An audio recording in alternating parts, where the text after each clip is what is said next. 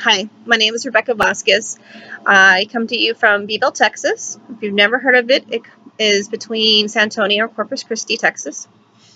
We're about an hour from the beach, I guess. Um, so Beeville actually has two districts. It has the public school, Beeville Independent School District, and then it has a charter school, St. Mary's Academy Charter School. And I've actually worked at both locations. Mind you, right now I'm a correctional officer. It comes down to income, and I am looking at a promotion within the system so I can become a teacher for the prison. But my experiences with the state assessments, especially for fifth star, I'm focusing on fifth grade because that was our assignment. And there are 3 tests that they take during their fifth grade year. Now, the state of Texas expects that in 2 different grade levels, 5th grade and 8th grade, if you do not pass those STAR tests, the students cannot move on to the next grade level. So for 5th grade, students have to pass the math and the reading. They have 3 opportunities in which to do so, and the tests are usually March, May, and July. And in order to prepare students, the district assessments have gotten more involved, I guess you could say, because there was always a classic benchmark. When I first started teaching, 18 years ago, there was a once-a-year benchmark. It's taken as a major grade. And the reason why it's taken for a major grade is because you have students, the state of Texas asks us, why is a student passing their grades, their classes, and they're passing, but they're not able to pass the STAR test? Why is there that discrepancy? So that benchmark kind of helps us solidify that, yes, they're not ready for the next grade level. Other kinds of assessments, there's this thing called progress monitoring that the charter school was very big about using. And progress monitoring is much more frequent. And I guess the best way to explain it is I would see it either every 6 weeks or every 2 months. And we even started one in August. And the August one was more of a baseline. They're not usually taken as an exam grade because we want to see what is the actual progress. And we are using the release tests from the state of Texas. So they're old STAR tests. And we're trying to see, okay, what skills does the entire student body need to work on? And if the second test, which happens usually late September, October, if students haven't made progress, then okay, we need to start creating some more interventions. Be tutorials. They are really good about having intervention teachers.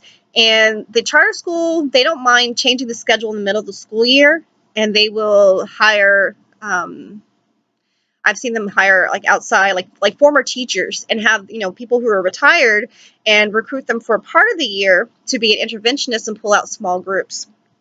So the progress monitoring, so you can have those major tests, but you also have accelerated reader and accelerated math. I didn't see the accelerated reader and accelerated math used as much at the charter school. At the public school.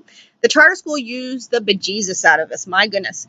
The accelerated reader, once every 6 weeks. There is a test for both, the accelerated reader and the accelerated math, and that would give the teachers a baseline to see how are the kids progressing in those skills. Then, of course, you have your weekly AR test that students take for the books that they've read. And so those kinds of district assessments, they give such a good snapshot throughout the year that we're closely monitoring. So that's why we were calling it progress monitoring. We're closely monitoring the entire progress on even less than 6-week basis, that we were looking so closely at it, and we knew we could tell by October if a child was in jeopardy of having to repeat the same school year. And then we would have those conversations with the parents early on going, okay, we have these interventions we would like to do. We're already seeing signs that your child may not be able to progress to the next grade level. So let's do everything we possibly can now. And when May comes around and we have that conversation again saying, I'm sorry, but your child's not ready for the next grade level, we've already had that communication and teamwork early on. So that was really big. Progress monitoring. I hadn't seen that before I got into the charter school, how involved it was, but how beneficial and effective it was. Now, with the common accommodations that you see with these 2 school districts, I do have 2 children who receive services. One is 504, and the other is special needs. The 504 is ADHD, and some of her accommodations for testing they're kind of simple. They're just minimizing distractions, and she has a small classroom setting for when she takes a state test or any kind of test. She has preferential seating, just a matter of like where she feels comfortable. Anxiety runs through the family, so even my child who's special needs, she has nonverbal learning disorder. Her anxiety is very acute, very difficult to manage.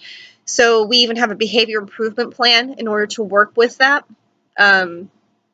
So other accommodations that both of the girls have, small group testing, minimizing distractions. The one who's in special education needs the structured reminders. Part of that's the behavior, but just a matter of focusing, a cool-off period, extra breaks, extra time. And that's one of those things that when children deal with anxiety, that as soon as they know they're being timed, like I'm like that too. Like we have timed quizzes and I absolutely like flip out. I don't like being timed, and I know she's worse than me. I've seen her for homework where, when the teacher sent home like, oh, look, there's like 10 options for working through the vocabulary, and one of them is timing how fast they can go through and like spell the vocabulary words. And she absolutely freaked out. And then I did it again, and I was timing her without her knowing it, and she did fine. But the first one, she did horrible. So because of that anxiety, we've gotten the extra time, and where she can have breaks just to be able to work around that anxiety. So it does depend on the child, but those are some common accommodations that you do see. There's a section called procedures that any child could use, and those are things like highlighters, having a little index card that's like right underneath the line that you're reading, so that way it's keeping track of where you're at. There was one that we used at the charter school. I have them somewhere because I use them sometimes. The muffle headphones, like the ones that you would see at the firing range, so the ones that fit over here on your ears, because I think I might be a little bit ADHD. It's just basically to, be able to block out noise. And whenever we had testing, I made sure that the 8 that I had in my classroom were spread across the grade level, so that way students, if they chose to use them, they could grab them. And I noticed that you would have some kids who they thought they might need them, but after a while, like, maybe 2 minutes or whatever, they put it down. And the students who really, really needed them, like once it was on their desk, they used it the entire time. So those are some common accommodations, but of course some procedures that are in there too. In order to determine student participation, I even grabbed some of my children's paperwork. So they do what they call a full and individual evaluation.